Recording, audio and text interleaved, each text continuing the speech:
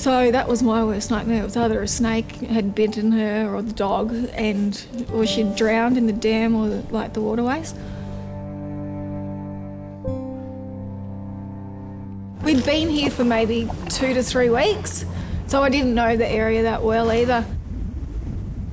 And I was lawn mowing for about 10 minutes and I went in just to see what she was up to.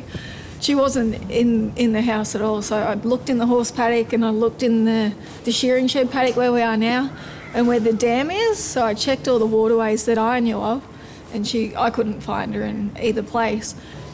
And she wasn't anywhere to be seen, so I'd about 40 minutes and I had to ring the police because it was getting a bit worrying. We only had a few hours of daylight left. We probably were down to the last hour and they had to spot a plane looking for her. We finally got in contact with the neighbour that used to live here before us, and he sort of knew the area a bit more, so he come over to help, and he ended up finding Charlize up in the second lot of sheep yards. It's probably around 2 k's from the house. So she travelled quite a distance. She'd let the dogs off their chains and she was just following them around, so I don't know if she led the dogs astray or the dogs led her astray. So it's a bit of a guessing competition, but the other 2 come back. It was just her and the pup that didn't because the pup's head was stuck in the sheep yard, so she was just sitting up there waiting for the dog's head to get out so she could come home. And being in such a big area, you don't know what place to look for first.